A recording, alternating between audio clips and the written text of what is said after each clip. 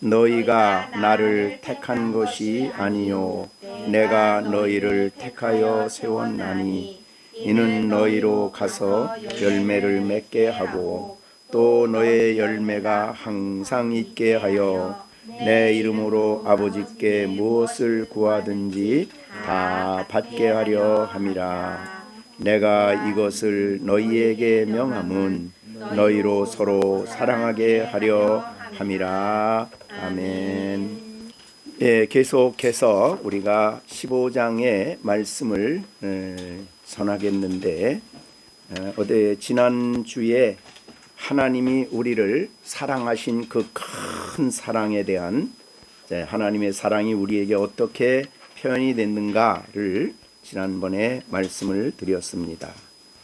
하나님이 오히려 우리에게 주님이 말씀해 주셨다 이렇게 여겨집니다. 이 15장 1절부터 계속해서 우리가 말씀을 전하는데 이 지난주에 주신 말씀 특별히 하나님이 우리를 어떻게 사랑했는지 또 우리에게 향하신 사랑이 어떤 것인지를 말씀을 하셨습니다. 그래서 13절에 이보다 더 큰 사랑이 없다. 우리 예수님이 우리를 사랑하신 그 크신 사랑을 말씀해 주시고 이 14절에서는 우리를 친구로 불러주시며 함께 교제하는 자리에 우리를 초청해 주셔서 가장 가까운 관계로서 아름다운 교제를 하는 것이 우리를 향한 예수님의 사랑이고 또한 우리를 사랑하셔서 아버지께 들은 것을 다 우리에게 알려주시겠다라는 말씀을 우리에게 하셨습니다. 그래서 하나님이 우리를 향한 사랑이 어떤 것인가 하는 것을 지난 시간에 말씀을 전해주셨는데 어떻습니까? 우리가 15절을 계속 15장을 보면서 여러분들은 하나님이 그리스도에게 연합시켜 예수 그리스도의 가지가 되게 하셨지요. 그것도 사랑입니다. 특히 오늘 여기에 9절에 아버지께서 나를 사랑하신 것 같이 나도 너희를 사랑했다. 그리고 너희는 내 사랑 안에 머물러 있고 그 사랑을 받고 있다. 이런 말씀을 하셨습니다. 그 사랑 안에 우리는 기쁨을 누립니다. 그 사랑이 있기 때문에 우리는 평화를 누립니다. 그 사랑 안에 우리는 안식을 누리며 살아갑니다. 이런 놀라운 사랑을 우리가 받고 있음을 예수님이 지난 시간에 우리에게 말씀해 주셨습니다. 그래서 여기에 우리 열린샘교회 식구들은 모두가 다 우리 예수님의 사랑을 받는 사람들입니다. 예수님의 사랑을 받는다. 여러분 얼마나 이것이 엄청나고 얼마나 큰가를 늘 묵상을 해야 될 것입니다. 아버지가 나를 사랑하신 같이 내가 너희를 사랑했다. 그런 사랑을 우리가 받고 있고 우리는 그 사랑에 거하여 살아가고 있다. 이런 말씀을 지난 시간까지 주셨습니다. 어떻습니까? 한 주간 살면서 또 우리가 이 15장을 들으면서 말씀을 받으면서 계속 예수님의 사랑이 나에게 이렇게 놀랍게 부어지고 있다는 것을 늘 묵상하고 그거를 기뻐하고 그것 때문에 기쁨이 있고 평안이 있고 안식이 있고 만족이 있습니까? 늘 그래야 됩니다. 늘 우리의 예수님이 우리를 사랑하신 것은 한 번도 끊어진 법이 없지요. 로마서 8장에 있는 대로 우리를 향한 사랑은 누구도 끊을 수가 없습니다. 환난도 곤고도 핍박도 기근도 적신도 위험도 칼도 어떤 것도 이 사랑을 끊을 수가 없는 그런 사랑의 빛 가운데 사랑 속에 살아갑니다. 아침에 태양이 떠오르면 그 빛 가운데서 누구도 제외될 수가 없듯이 특히 구원받은 우리들은 하나님의 이 사랑의 빛, 사랑의 뜨거운 열기 속에 항상 거하여 있는 것이 우리들입니다. 우리가 혹 잊어버릴 수가 있어도 주님은 우리를 잊지 않고 그 사랑을 계속해서 우리들에게 부어주고 계시고 어느 때까지 우리가 영원한 그 나라에 설 때까지 그 사랑은 그냥 말로만 사랑이 아니라 굉장한 능력과 역사와 필요한 모든 것을 우리에게 공급해 주시면서 그 나라에 서게 하신 겁니다. 여러분, 이것만큼 기쁘고 혹은 만족스럽고 이것이 있기 때문에 더 다른 것이 필요 없을 정도로 이 사랑으로 만족하며 살아가는 것이 그리스도인입니다. 그런데 놀랍게도 우리는 예수님은 비유를 통해서 포도나무에 우리는 가지라 그랬습니다. 그래서 포도나무가 얼마나 풍성하고 얼마나 놀랍습니까? 그 놀라우신 예수님으로부터 가지가 그 나무로부터 끊임없이 수액을 공급받듯이 예수님으로부터 끊임없이 우리에게 이 은총이, 자비가, 긍휼이, 모든 하늘의 복이 우리들에게 항상 공급되고 있는 겁니다. 그게 바로 예수님의 사랑받는 우리들입니다. 그런데 오늘 이 사랑받는 우리가 어떻게 그렇게 예수님의 그런 사랑을 받는 사람이 되었을까요?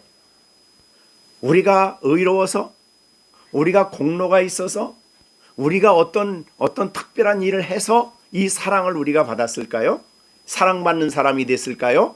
오늘 성경 말씀은 이렇게 말씀합니다. 16절에 예수님이 말씀합니다. 너희가 나를 택한 것이 아니요 내가 너희를 택하여 세웠다. 그러니까 예수님이 여러분에게 오늘 예배드리는 여러분에게, 이 주일에 예배하는 여러분에게 주님이 말씀으로 오셔서 얘기하는 겁니다. 너희가 그런 나의 사랑 속에 거하며 사랑받는 사람이 된 것은 내가 택했기 때문이다. 내가 이 세상에 많은 사람 가운데 너희를 택했다. 이렇게 얘기하시는 겁니다. 자, 우리 거기에 그 19절에 보면 그랬습니다. 너희가 세상에 속하였으면 세상이 자기 것을 사랑할 것이나 너희는 세상에 속한 자가 아니요 도리요 내가 너희를 세상에서 택하였기 때문에 세상은 너희를 미워한다. 내가 너희를 택하였기 때문에 너희는 이제 나의 소유다. 내게 속한 사람이다. 그런 말씀이 되는 거예요. 그래서 오늘 이 말씀을 가지고 주님이, 제가 이 말씀을 준비하면서 그런 생각이 들었어요. 여러분, 이 성경은 옛날 얘기가 아닙니다. 그래서 성경은 항상 살아있는 말씀이라 그럽니다. 그래서 오늘 2000년이 지난 지금 예배하는 우리 주님의 사랑 속에 예배하는 우리들을 향해서 하시는 예수님의 생생한 말씀입니다. 주님의 생생한 말씀으로 여러분들이 이 말씀을 들어야 되는 것입니다. 그런 믿음으로 받아야 되는 것입니다. 그런데 오늘 16절에서 말씀합니다. 너희가 나를 택한 것이 아니다. 내가 너희를 택해서. 자, 너희가 나를 택한 것이 아니라라는 말은 어떤 뜻일까요? 아까 말씀드린 대로 우리에게는 예수님을 택할 능력이 없는 사람들이에요. 왜? 허물과 죄로 죽었었기 때문에. 우리는 우리의 능력으로 도무지 예수님을 알아볼 수도 없어요. 왜? 성령이 없는 사람은 예수님에게 일어난 이 모든 십자가와 예수님의 성육신과 예수님의 영광스러운 진리가 그들에게는 다 이해가 되어지질 않아요.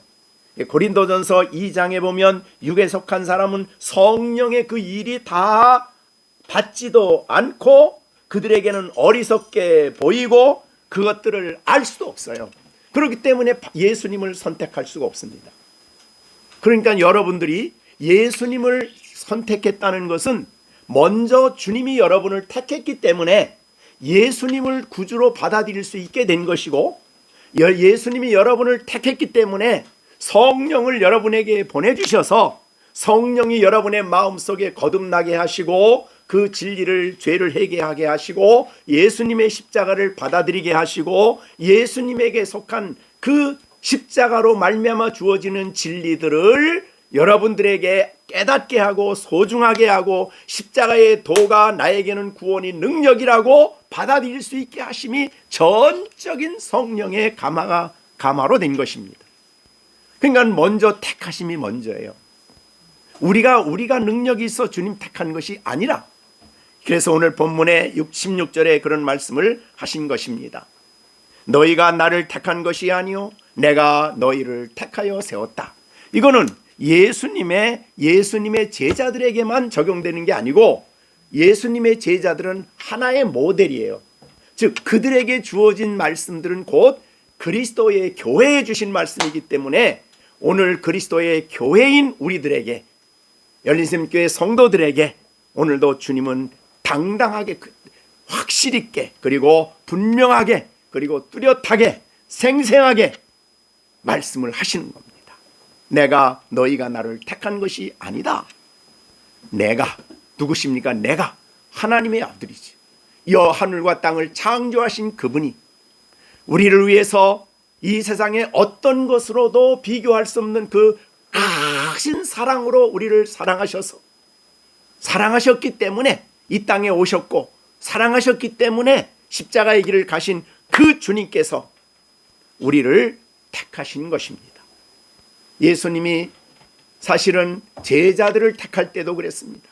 배에서 고기를 잡을 때 베드로, 요한, 야고보, 안드레 택했습니다. 하나님이 부르시고 택하고 부르신 거예요. 주님이 먼저 그렇게 하신 겁니다. 그들이 찾아나신 게 아닙니다.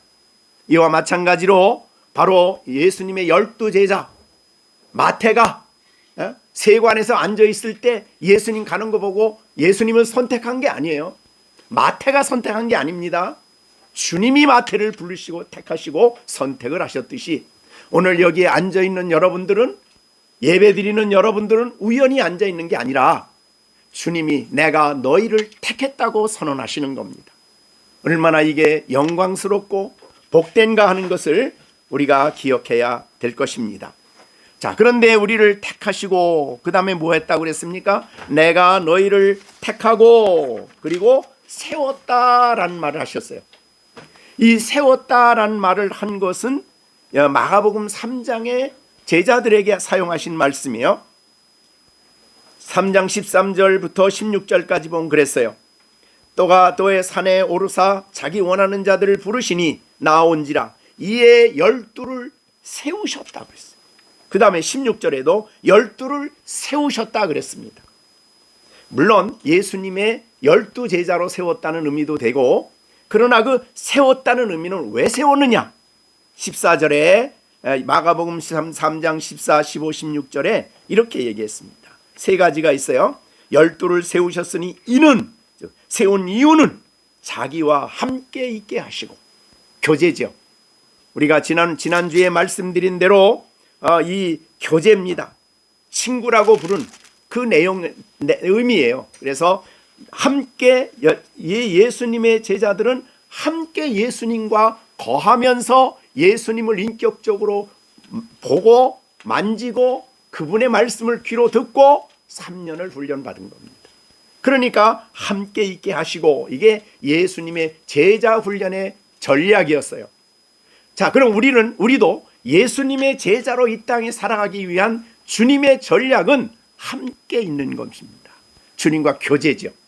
자, 우리가 이 요한복음 15장에서 내 안에 거하라는 말이 바로 나와 함께 뭐하자? 교제하자는 거였죠. 함께. 그래서 여러분 성경을 읽을 때에 그냥 옛날 책을 읽듯이 읽으면 안 되는 겁니다. 그 자리에 말씀으로 찾아오시고 인격으로 오신 그분과 함께 교제하는 것이 바로 우리의 경건의 시간입니다. 그래서 함께 있게 하시고 그랬습니다. 그러나 성경을 읽을 때만 함께 있을까요? 아니에요. 우리가 어디를 가도 임마누엘입니다. 어떤 자리에 가도 함께 계십니다. 우리가 직장에 있거나 일하거나 우리가 우리 아이들과 함께 어디를 가거나 어느 장소에서나 함께 있기 때문에 함께 있는 그분이 온 세상을 창조하신 분이십니다. 아름다운 자연을 만드신 분이십니다. 그걸 통해서 예수님을 보여주시고 알려주십니다.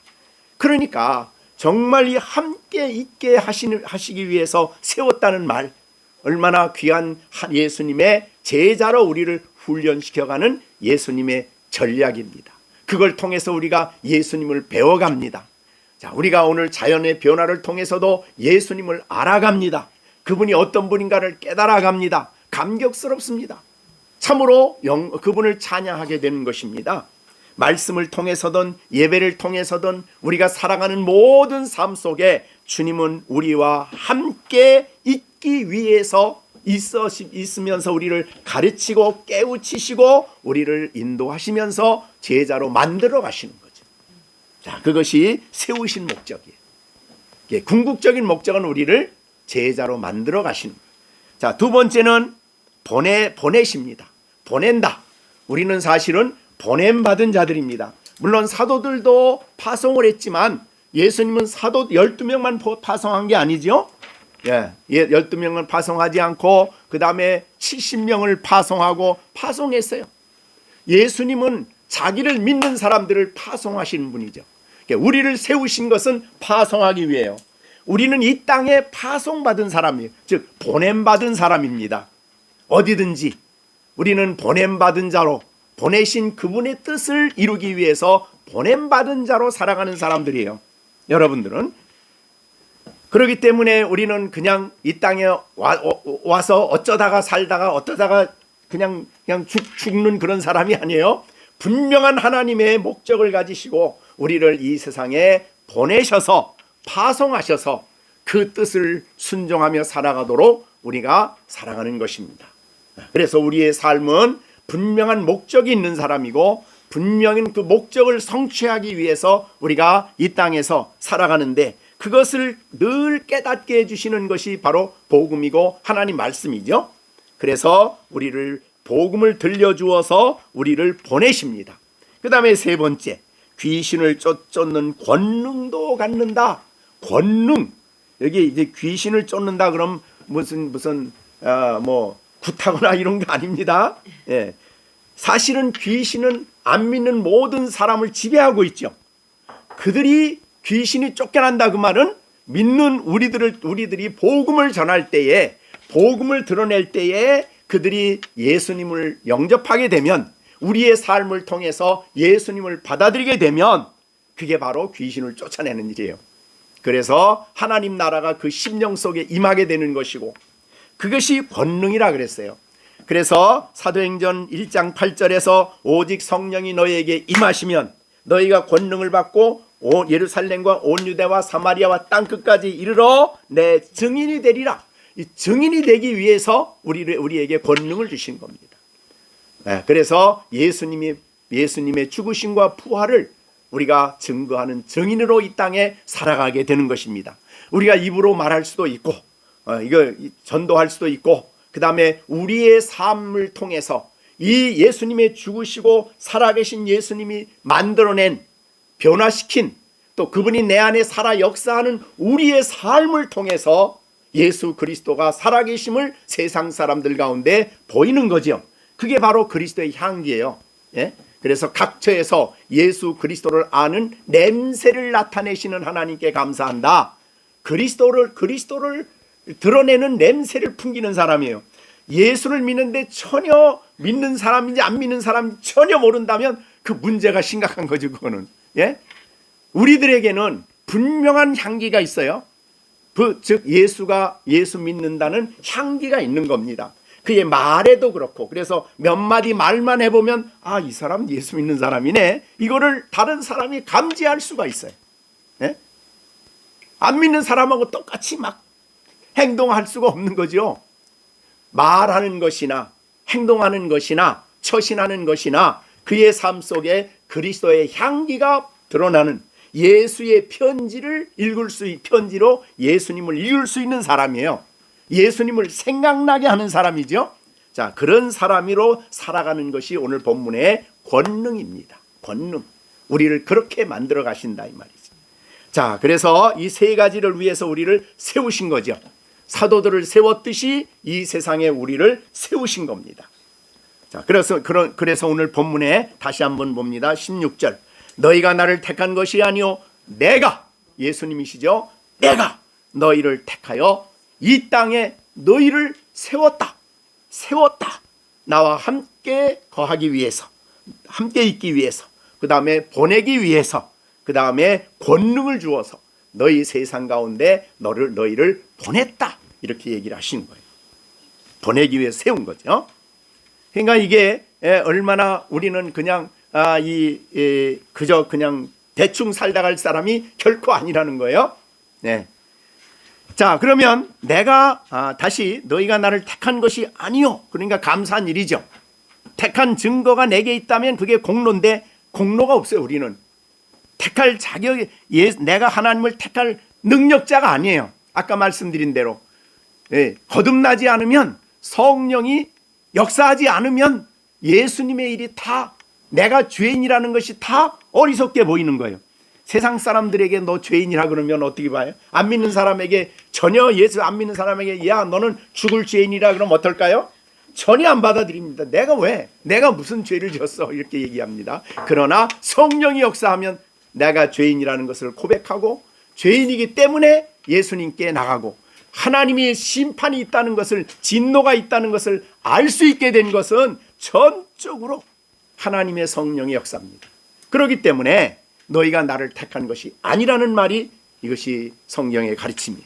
그러나 너희는 이제 성령을 보내서 거듭나게 하여서 이제 한 것은 바로 내가 너를 택했기 때문이다. 자, 그러면 이는 너희로 가서 그러니까 우리를 세워서 이제 너희로 가서 열매를 맺게 하고 또 너희 열매가 항상 있게 하여. 자, 우리가 아까 보내셨다 그랬는데 보내신 마가복음에 그런 삶을 살아가게 되면은 그 삶 속에 뭐가 맺히겠어요? 열매가 맺히겠습니다. 그런 뜻입니다. 너희로 가서 열매를 맺게 하고 라고 말씀을 하셨습니다. 자, 그래서 우리를 세우신 것, 자, 우리를 택하신 것은 바로 세우신 것은 너희로 가서 여기에 간다. 보낸 거죠. 이것도 가서 열매를 맺게 하기 위함이다. 자, 우리나 예수님이 우리를 파송하셔서 내가 머물러 있는 곳, 내가 있는 가정, 내가 있는 학교, 내가 있는 직장, 내가 머물러 있는 어느 곳에서나 나는 이제는 열매를 맺어야 된다. 그런 말이죠. 그런데 열매를 맺게 하실 때도 우리가 이미 요한복음 15장에서 말한 대로 이거를 우리가 잊으면 안 되죠. 예수님은 포도나무요, 우리는 가지라는 사실을 잊으면 안 되는 것입니다. 5절에도 그래서 나는 포도나무요 너희는 가지다. 그래서 예수님과 무관하게 살아가면 열매를 맺을 수가 없는 거예요. 예수 안에 있지 않으면 열매를 맺을 수가 없어요. 그냥 교회 예배당에 우리 예배 드리고 그 다음에 나 교인이야 그러고 예수님과 교제가 안 이루어지면, 인격적인 관계가 안 이루어지면 열매를 맺을 수 없다고 분명히 말씀한 이유는 열매 맺는 능력이 내게 있는 게 아니기 때문에 그래요. 왜? 가지에게 열매 맺는 능력이 있는 게 아닙니다. 그렇죠? 이미 앞에서 배운 대로 열매를 맺을 수 있는 모든 수액은 혹은 양분은 전적으로 어디서 와야 되냐면 포도나무로부터 오는 거죠. 그죠? 나무로부터 와서 그 나무의 수액을 양분을 받아서 적절한 열매를 풍성히 맺히게 되는 것이에요. 그리스도와 관계가 늘 밀접해야 열매를 맺는다 그 말이죠. 예수님으로부터 오는 은혜, 예수님으로부터 부어지는 모든 진리. 그래서 이 요한복음 1장 16절에 우리가 그의 충만한 데서 받으니 은혜 위에 은혜라. 이렇게 예수님으로부터 받는데, 예수님 포도나무인 예수님은 빼질빼질해서 포도나무 가지 아무것도 못 줄 수 있는 능력이 전혀 없는 마른 그런 나무가 아니에요. 예수님은 너무나 풍성합니다. 우리에게 주실 수 있는 모든 자원을 다 가지고 계신 분이에요. 왜? 그것은 사실은 아버지 하나님으로부터 공급되는 것이기 때문에 그래요. 그래서 우리에게 정말 풍성한 열매가, 풍성한 자원이 그리스도로부터 오는 것이 되어야 된다. 내 힘으로 하라. 그러니까 예수님과 관계하지 않고 우리가 성경을 배우고 성경 말씀을 듣고 아니면 설교 시간에 좋은 얘기 듣고 여러분 이렇게 착하게 살아야 됩니다. 그거 되겠습니까? 여러분 살아야 됩니다. 그럼 살 수 있을까요? 그거 어려운 불가능한 일입니다. 우리는 자꾸 교회에서 그런 훈련을 받는 거예요. 우리는 이웃에게 이렇게 살아야 됩니다. 그게 자기 힘으로는 안 되는 거예요. 그렇게 살아갈 수 있는, 열매를 맺을 수 있는 자원이 내게 있는 게 아니에요. 그러면 복음으로 사는 건 뭡니까? 그러니까 복음으로 살아야, 예수 그리스도를 통해 살아야 늘 열매를 맺는 거예요. 그래서 우리가 갈라디아서 2장 20절에 있는 말씀이 뭡니까? 우리가 그리스도와 함께 십자가에 못 박혔나니 그런즉 이제는 내가 산 것이 아니요 내 안에 그리스도가 살으셔야, 그 삶이 우리의 삶이에요. 그래서 예수 안에 있는 모든 사랑, 화평, 자비, 인내, 예수님의 모든 것들이 우리에게 공급되어서 그리스도를 통해서 우리가 그것이 다른 사람에게, 우리를 통해 다른 사람에게 그것이 흘러가는 거죠. 그게 그리스도인의 삶이에요. 그러니까 예수와 관계를, 이 그리스도 안에 거하는 이 일을 하지 않으면, 예수 그리스도 포도나무에게 붙어있지 않으면 안 되는 것이 바로 그리스도인의 삶입니다. 근데 이거를 붙어있지 않고 그냥 예수 믿고 난 다음에 이제는 너희가 착하게 살고 바르게 살고 정직한 마음 살고 뭐 이렇게 저렇게 막 교훈을 주면 머리로는 듣는데 삶 속에서는 전혀 일어나지 않는 거예요. 날마다 그 예수님으로 기뻐하고 그 예수님 안에서 감격하고 예수님과 관계가 늘 있어져서 그 사랑에 정말 깨어지고 무릎 꿇고 감격하고 눈물 흘리고 기뻐하고 그런 성도라야 예수님의 삶을, 이 땅에서 열매 맺는 삶을 살아갈 수 있다라는 것입니다. 자, 그런데 너희가 열매를 맺게 하고, 그리고 또 어떻게 됐어요? 또 너희 열매가 어쩌다가 한번 열리는 나무가 아니에요. 어쩌다가 한번 열매 맺는 열매가 아니에요. 열매가 어떻게 있어요? 항상 있는 열매. 열매가 항상 있다. 그 말은 예수님과의 이 연합이, 즉 포도나무 줄기로부터 은혜 받는, 또는 그리스도 안에 거하는 이 삶이 우리에게는 끊임없이 있어야 된다는 거죠. 이 결과기 때문에. 그러니까 예수와 관계가 끊임없이 지속될 때에 그 관계 속에서 열매가 항상 있게 되고, 또한 그 예수님과 관계 맺는 데 있어서 기도가 너무 중요함을 이미 말씀해 주셨어요. 그래서 그 다음에 이런 말을 하는 것입니다. 네, 내 이름으로 아버지께 무엇을 구하든지 다 받게 하리 합니다. 자, 여기에 엄청난 약속이죠. 내 이름으로, 예수님의 이름이죠. 아버지께, 하나님 아버지께 무엇을 구하든지 다 받는다. 그러면 우리가 이것을 그냥 앞에 거 빼먹고 다 받는다만 가지면 안 되죠. 다 받는다만 안 돼요. 또 무엇이든지는 앞에 있는 거 빼고 무엇이든지 그러면 안 되는 거예요. 자, 그러면 무엇이든지를 설명해 줄 수 있는 내용이 뭐냐면 그 앞에 있는 열매를 맺는 겁니다. 열매 맺는 거. 자, 그러면 이 기도의 내용은 뭐가 돼야 되겠어요? 무엇이든지는 열매를 맺게 하기 위해서 유용하고 필요한 것들을 구하는 거예요. 왜? 열매 맺는 일이 하나님의 뜻이기 때문에, 하나님의 뜻을 이루기 위해서, 하나님의 뜻이 성취되기 위해서 하나님의 뜻을 붙잡고 합당하게 기도할 때에 하나님은 자신의 뜻이기 때문에 다 이루어 주시는 역사를 하는 거예요.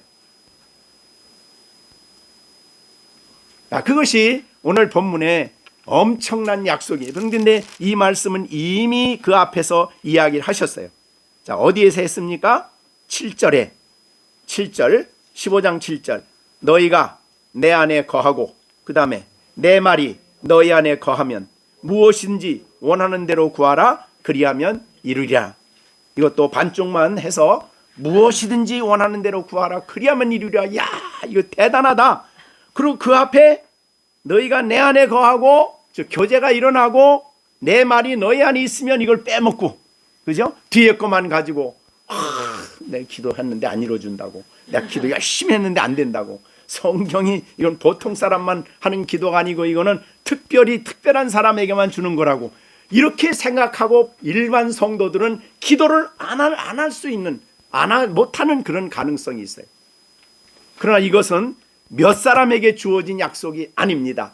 아까 우리가 이 앞에 있는 12명의 사도들은 교회의 대표적인 사람이고 그들에게 준 말씀은 교회에 주신 말씀이에요. 그래서 사도들은 교회의 기초가 되는 사람들이죠. 그렇기 때문에 우리 모두가 다 똑같은 그러한 말씀을 우리가 받은 거죠. 그러면 이 말씀, 앞에서 말씀한 7절에 있는 말씀, 내 말이 너희 안에 거하고 무엇이든지 원하는 대로 구하라 그리하면 이루리라 라는 이 말씀이 사실은 여러분의 고백이 돼야 돼요. 그죠? 자, 오늘 이 14절에 있는 것, 내 이름으로 아버지께 무엇을 구하든지 다 받게 하렴이라도 나의 고백이 돼야 되는 거죠. 나에게 살아있는 말씀이 돼야 되는 겁니다. 그죠?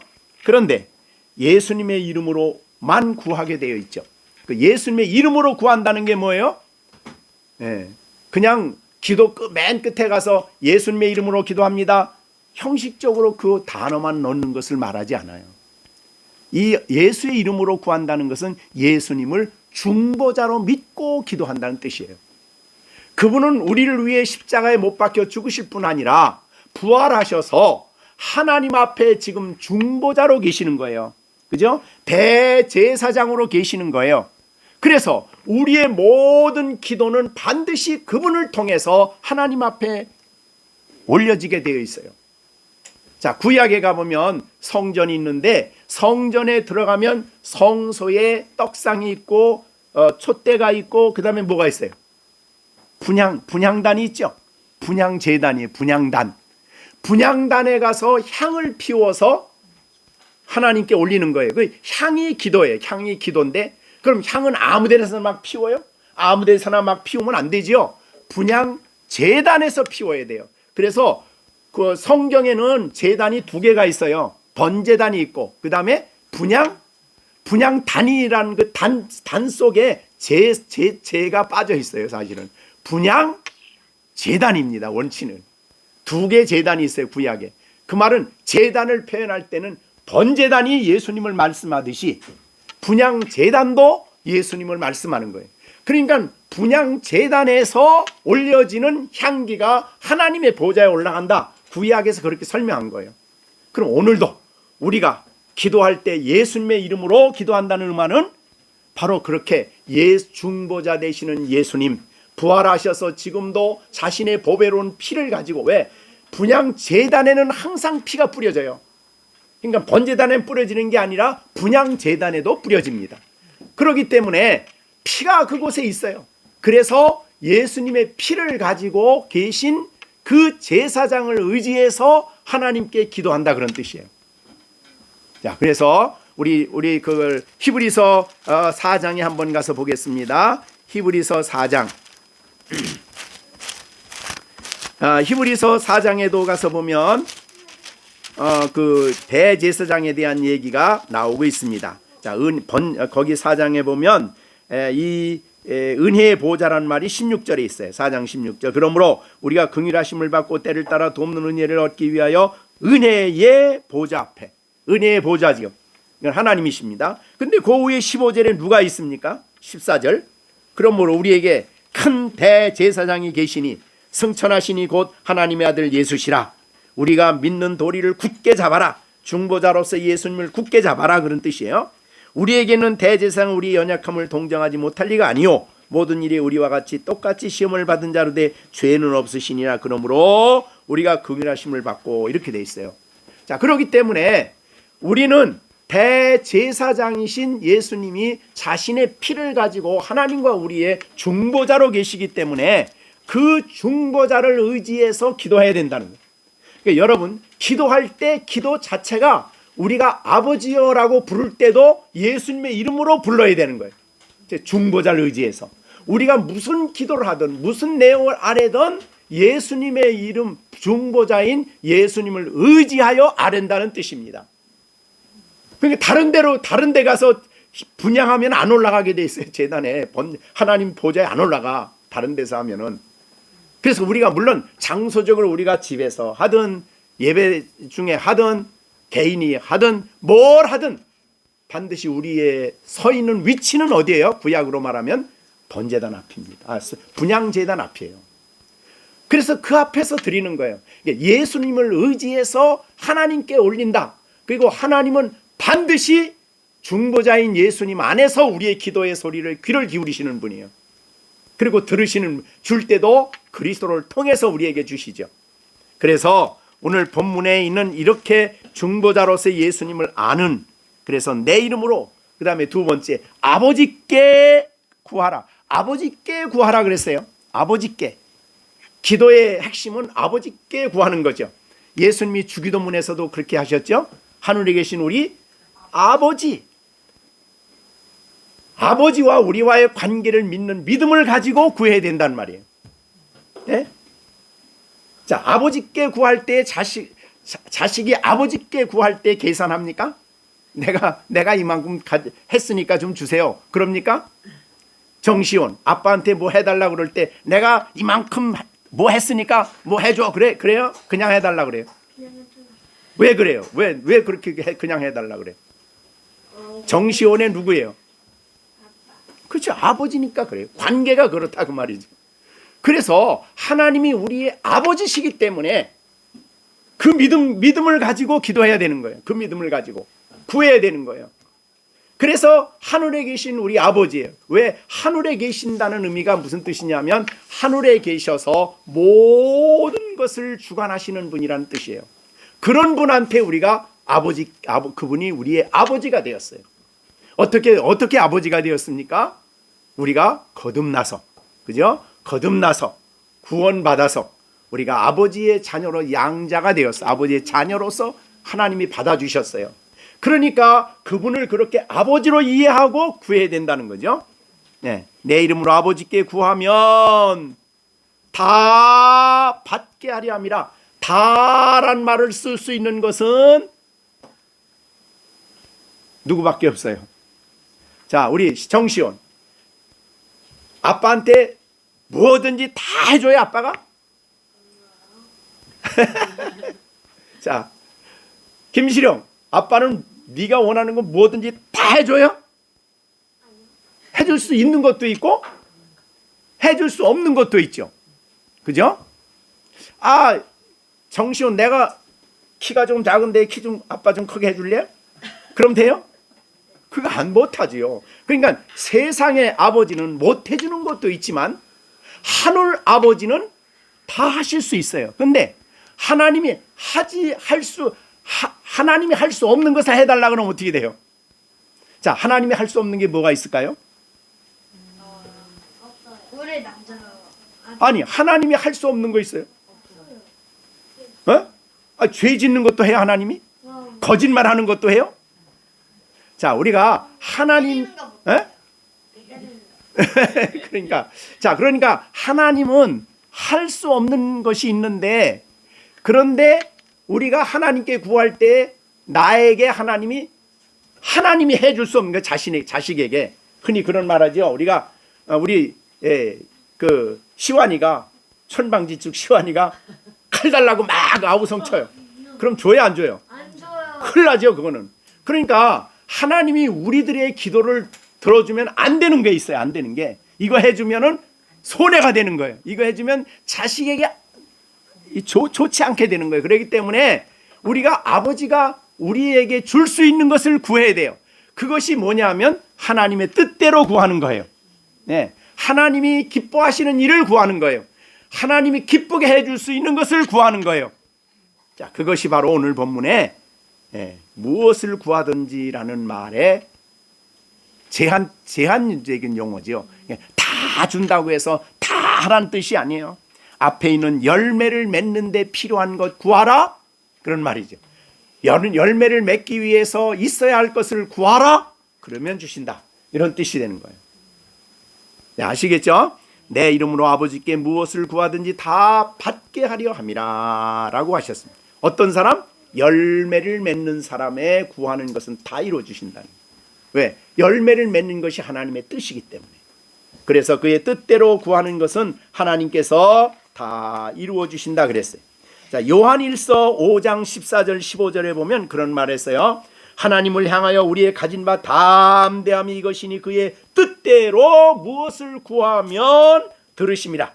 우리가 무엇이든지 구하는 바를 들으시는 줄을 안즉 우리가 그에게 구한 것을 얻은 줄을 또한 아느니라. 그러니까 여러분, 그러니까 기도하기 전에 이게 하나님의 뜻인가를 우리가 먼저 생각을 하셔야 된다는 거죠.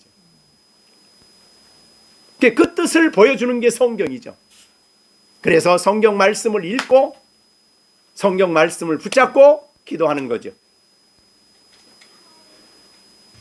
그래서 오늘 본문에 이렇게 열매가 항상 있으면, 그렇죠, 내 열매가 항상 있게 하여 내 이름으로 아버지께 그 열매가 또 있고 또 열매를 맺게 하기 위해서 구하는 것은 다 받는다.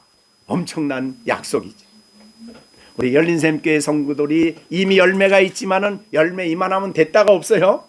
또 맺고 계속 맺어요. 계속 맺는데 필요한 것을 하나님께 끊임없이 구하고 담대하게 구하여 열매를 풍성히 맺혀서 우리 열린샘 식구들의 삶 속에, 인격 속에 사랑, 희락, 화평, 인내, 자비, 양성, 충성, 온유와 절제와 같은 이러한 아름다운 열매가 여러분의 삶 속에 풍성히 맺혀지는 그런 우리들이 돼야 되겠습니다.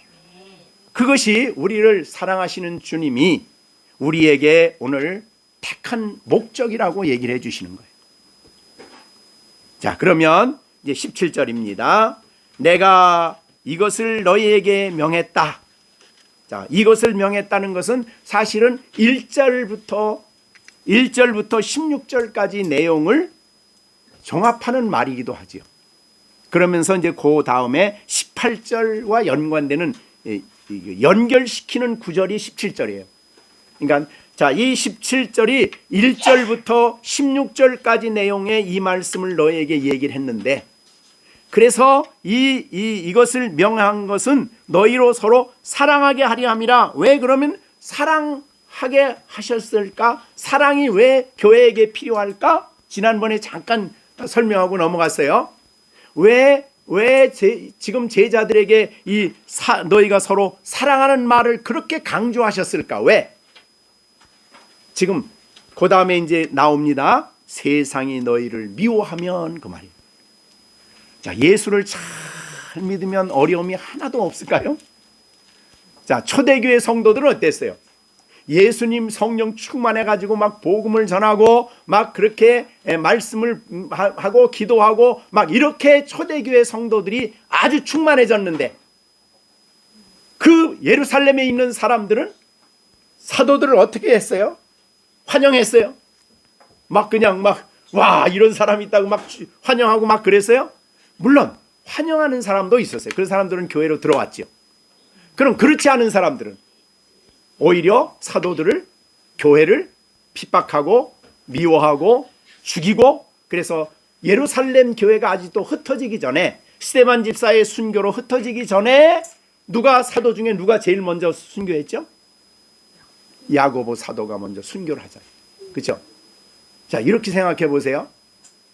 야, 그 3년 동안이나 예수님이 열심히 훈련해서 이제 좀 써먹겠다 그러고 준비해 놓고 이제 금방 죽어? 그렇게 생각하면 안 되는 거죠. 그죠? 거기 다 하나님의 섭리가 있는 것이고 뜻이 있는 거예요. 자, 그래서 어떻든 초대교회 최초의 사도가 순교가 일어나요. 야고보가 죽어요. 근데 똑같이 죽이기 위해서 베드로를 감옥 속에 집어넣는데 교회는 그를 위해서 기도했고, 베드로는 어떻게 됐어요? 감옥에 있다가 다음 날이면 죽어요. 그런데 그 전날 저녁에 천사가 와가지고 감옥에서 강제로 끌어내죠. 왜냐하면 그 감옥에서 얼마나 감옥에 갇혀 있으면서 그렇게 잘 수 있는지 모르겠어요. 뭐. 너무나 잠을 깊이 자가지고 천사가 가서 옆구리를 막 쳐서 깨웠대요. 얼마나 깊이 잤으면. 그래가지고 끌어냈어요. 그래서 그 다음날 담대하게 또 앞에 나가서 막 그냥 복음을 전했어요. 이제 그런 교회를 어떻게 했어요? 미워하고 박해하고, 나중에 최초의 7집사 중에 처음 순교자는 누구예요? 스데반이죠. 그러니까 그 후로 바울을 통해서 또 온 예루살렘에 은혜 받은 사람들에게 박해가 막 일어나가지고 다 흩어졌어요. 예수 믿으면 그런 거 없어야 되는 거 아니에요? 자, 예수 믿으면 어려움 없어야 되는 거 아니에요? 그 잘못된 생각이란 말이죠. 자, 그래서 그런데 그러니까 이 믿는 신앙인과 세상과의 갈등이 항상 존재하는 겁니다. 그런데 그래서 이 세상과 다르게 교회를 하나님이 선택해서 따로 분리시켜 놓은 게 교회예요. 그럼 교회가 세상을 향해서 그러나 아무것도 안 하면 안 되는 거죠. 끊임없이 세상에 그리스도를 증거하고 그리스도를 드러내야 되는데 세상을 미워하는 거예요. 왜? 거듭나지 않아서 그래요. 사실은 그들이 이 세상 영에 잡혀 있기 때문에 그래요. 그렇지만 끊임없이 복음을 전하고 예수를 드러내야 되고 거룩한 삶을 살아가야 되고 의로운 삶을 살아가야 되는 것이 하나님의 교회죠. 그죠? 그런데 이 어려운 세상에서 그리스도인들이 살아가는 힘이 있어요. 물론 첫째는 하나님으로부터 주는 힘이지만 성도들 사이에 서로 사랑하는 것이 세상을 이기는 힘이에요. 그게 바로 이제 17절이에요.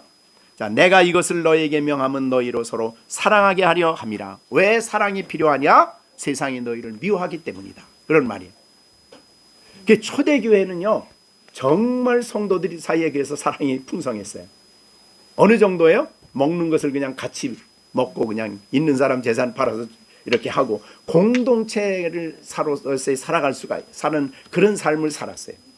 그리고 곳곳마다 가서 복음을 전할 때에 그 어려움이 있고 박해가 있지만 성도들은 모여서 서로 위로하고 격려하고 서로 말씀을 나누고 서로 기도하고 힘든 일이 있을 때 간구하고 베드로가 옥에 갇혔을 때에 온 교회가 모여서 베드로를 위해서 간절히 기도했는데 그럼 야고보를 위해서는 기도 안 했을까요? 야고보를 위해서도 기도했죠. 하나님의 섭리는 야고보는 먼저 부르시고 베드로는 더 놔주시고 하나님의 섭리죠. 그러니까 바울은 곳곳마다 가서 복음을 전할 때 핍박이 있고 시련이 있고 어려움이 있으니까 교회들에게 나를 사랑해서 나를 위해서 기도해달라는 말을 그렇게 한 거예요.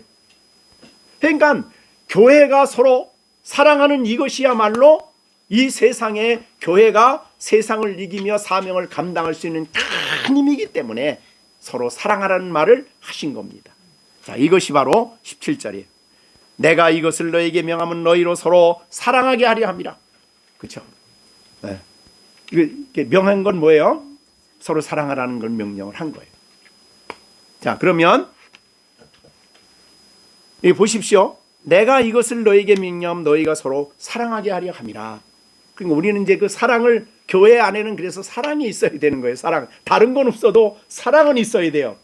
왜냐하면 이 사랑은 사실은 아까 열매라고 그랬으니까 사람의 본심에서 나오는 사랑이 아닙니다. 그럼 어떤 사랑이에요? 예수님이 나를 사랑하신 그 사랑을 받고 있기 때문에 그 사랑이 있기 때문에 그 사랑을 가지고 형제들을 사랑하는 사랑이죠. 그러니까 이 사랑은 그래서 아가페라는 말을 쓰지 필레오라는 말을 안 써요. 아가페입니다. 주님이 나 사랑하신 그 사랑이 날마다 그 사랑을 그리스도 안에 거하면서 받아들이는 사람은 그 사랑을 가지고 교회 성도들을 사랑하게 됩니다. 그런데 이건 놀라운 신비예요. 초대교회 성도들의 사랑은 정말 뜨거웠어요. 그래서 자, 여러분 구약이지만은 구약에 아주 신비로운 사랑을 한 사람이 있죠. 자, 우리가 구약에 아주 특별한 성도들과 특별한 사랑을 한 사람을 찾으라 그러면 어떤 사람 찾을 수 있어요? 김시령, 또 어디? 시온이. 구약에 두 사람이 너무너무 사랑한 사람이 있는데 어떤 사람이 있어요? 다윗과 요나단. 그렇죠. 다윗과 요나단. 자, 다윗과 요나단이 있어요. 자, 이 보세요. 사도행전 18장 1절에 요나단이 나오는데 그 사건은 뭐냐면 골리앗을 물맷돌로 쳐 죽인 그 사건이 있고 난 다음이에요. 그 전쟁터에 나가서 요나단이 보니까 이 다윗이 자기 또래인데 세상에 물맷돌을 가지고 골리앗을 쳐서 죽이는 그 신앙을 봤어요. 그래서 이 요나단이 그걸 보고 18장 1절에 다윗의 마음과 딱 하나가 됐어요. 어떤 의미에서 하나가 된 거예요? 하나님을 믿는 마음을 딱 본 거예요. 그래서 둘이 하나가 돼가지고 뭐라고 했니? 요나단이 자기의 생명처럼 다윗을 사랑했다 그랬어요. 그런데 사울 임금은 이제 그때부터 다윗을 죽이려고 하는 거예요. 왜? 저놈이 왕이 될 것 같으니까 저 싹부터 잘라야 된다. 그래 계속 죽이려고 하는 거예요. 그래서 요나단은 안 된다고, 아버지 다윗이 무슨 잘못했냐고 막 그래가지고 계속 갈등을 하죠. 갈등을 하는데 나중에 정말 사울이 그 아버지가 다윗을 죽일 것을 알고 난 다음에는 이 다윗을 이제 피신시켜요. 요나단이 피신시키면서 사무엘상 20장 17절에 보면 그 피신시키는 자리에서 뭐라고 했냐면, 다윗에 대한 요나단의 사랑이 그를 다시 맹세하게 하였으니는 자기 생명을 사랑함 같이 그를 사랑했다. 이게 이제 사무엘상 20장 17절이. 자, 이게 교회 안의 사랑입니다. 믿음 안의 사랑이에요. 그러니까 사실은 요나단은 권력적으로 보면 요나단은 사울이 말한 대로 그냥 다윗을 놔두면 어떻게 되는 거예요? 자기는 왕이 안 돼요. 왜? 이미 기름 부어놨기 때문에. 그래서 지금 권력 때문에 얼마나 엄청난 일들이 일어납니까? 그런데 우리가 이 나라의 그 영화 그 역사 같은데 보면 그 권력 때문에 형제만 죽입니까? 야, 그냥 태종 누구야? 이방원이 얼마나 엄청나게 죽였어요. 권력 때문에. 예? 이 왕들의 역사에 보면 권력 때문에 형제를 죽인 일이 얼마나 많습니까? 막. 예? 자, 그러면 여러분 가만히 보십시오. 그런데 요나단에게 사울이 그럽니다. 너 다윗이 살아있는 한 너는 왕이 될 수가 없어. 그러니까 그러면 요나단은 이제 다음에 왕이 될 사람이야. 그런데도 요나단은 다윗을 누구같이 사랑해요? 자기 생명처럼 사랑해. 신앙이 아니면 불가능한 일입니다. 이거는. 그러니까 우리 교회 안에 성도들의 사랑이 바로 그런 사랑이라 이 말이죠. 그래서 나중에 요나단이 이제 죽어요. 죽고 난 다음에 그 사무엘 하에서 우리 그 다윗이 사무엘 하 1장 26절에서 이렇게 시를 지어서 노래를 해요.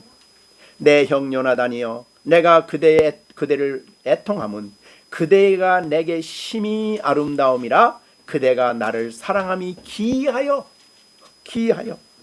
여인의 사랑함보다 더하다 그랬어요. 그러니까 이 기이한 사랑이요. 그러니까 성도들의 믿음 안에서의 사랑은 정말 기이한 사랑이어야 된단 말이죠. 근데 우리가 교회 안에서 이런 사랑을 하지 않으면 이게 열매가 없는 거죠. 자, 우리 열린샘교회 우리 식구들이 기이한 사랑을 해야 됩니다. 그 기이한 사랑이 뭐예요? 믿음 때문에, 하나님을 믿는 믿음 때문에. 그것이 우리의 마음을 감동시키는 거죠. 그것이 아름다운 사랑이에요. 아름다운. 그래서 심히 아름답다. 내게 심히 아름답다. 왜? 믿음이 있어서 하나님을 섬기기 때문에 그런 말이죠.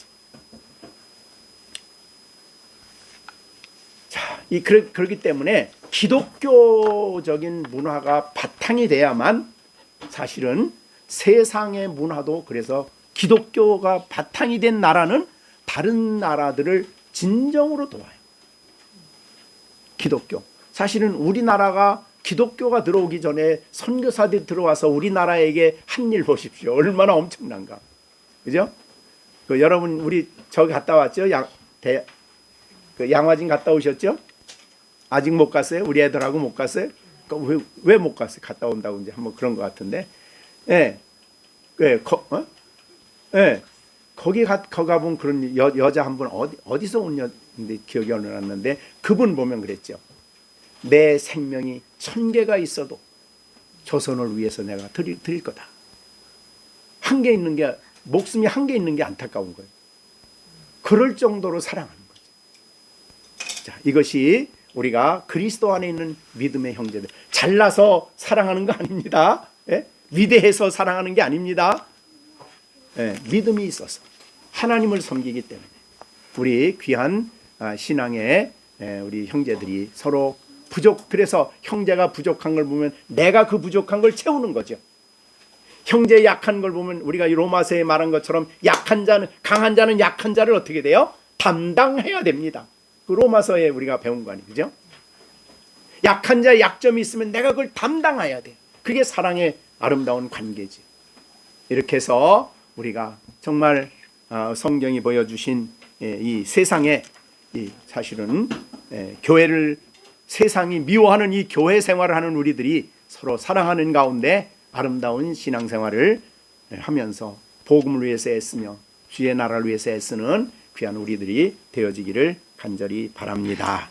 오늘 특별히 주님이 오셔서 야, 내가 너를 택하여 세웠다 하시는 이 생생한 말씀을 우리 여러분들에게 오늘 들려주신 줄로 믿습니다. 기도하겠습니다.